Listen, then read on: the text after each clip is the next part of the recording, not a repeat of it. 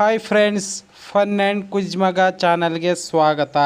ನಮ್ಮ ವಿಡಿಯೋಗಳು ಇಷ್ಟವಾಗಿದ್ದಲ್ಲಿ ಸಬ್ಸ್ಕ್ರೈಬ್ ಮಾಡಿ, ಶೇರ್ ಮಾಡಿ ಹಾಗೂ ಲೈಕ್ ಮಾಡಿ. ಬನ್ನಿ ಫ್ರೆಂಡ್ಸ್, ಕ್ವಿಜ್ ಶುರು ಮಾಡೋಣ.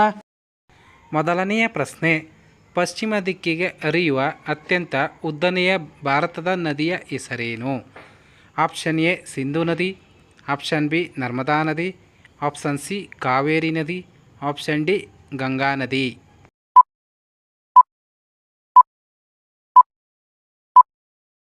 ಸರಿಯಾದ ಉತ್ತರ ಆಪ್ಷನ್ ಬಿ ನರ್ಮದಾ ನದಿ. ಎರಡನೆಯ ಪ್ರಶ್ನೆ, ಭಾರತದ ಯಾವ ಭಾಷೆಯು ಅತ್ಯಂತ ಹೆಚ್ಚಿನ ಉಪಭಾಷೆಗಳನ್ನು ಹೊಂದಿದೆ? Option A Kannada, option B Urdu, option C Hindi, option D English.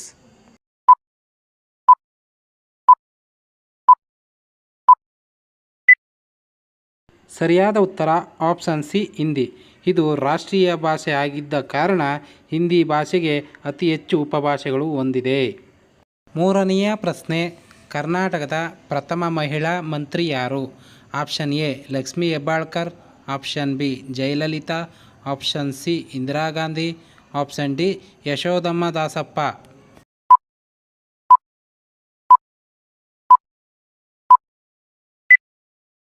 ಸರಿಯಾದ ಉತ್ತರ option D Yashodhamma Dasappa.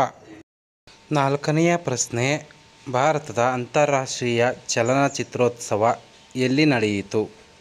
Option A Goa, option B Kolkata, option C Bengaluru, option D Delhi.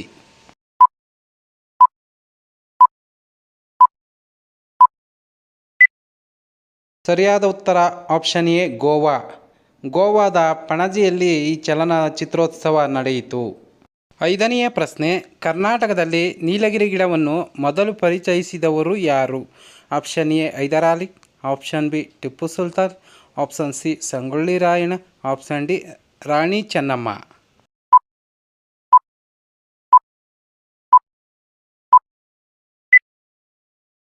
ಸರಿಯಾದ ಉತ್ತರ ಆಪ್ಷನ್ ಬಿ ಟಿಪ್ಪು ಸುಲ್ತಾನ್. ಆರನೆಯ ಪ್ರಶ್ನೆ, ಸೊನ್ನೆಯನ್ನು ಮೊದಲ ಬಾರಿಗೆ ಬಳಸಿರುವ ಹಸ್ತಪ್ರತಿಯು ಯಾವುದು? ಆಪ್ಷನ್ ಎ ಅಕ್ಷರಹಸ್ತಪ್ರತಿ, ಆಪ್ಷನ್ ಬಿ ರಕ್ಷಕ ಪ್ರತಿ, ಆಪ್ಷನ್ ಸಿ ಭಾಗಶಾಲಿ ಹಸ್ತಪ್ರತಿ, ಆಪ್ಷನ್ ಡಿ ಅಕ್ಷಾಲಿ ಪ್ರತಿ.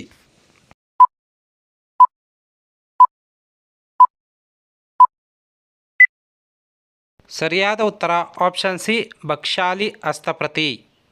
ಏಳನೆಯ ಪ್ರಶ್ನೆ, ಚೋಳರ ರಾಜಧಾನಿ ಯಾವುದು? Option A Mysuru, option B Ganganagar, option C Srirangapatna, option D Thanjavur.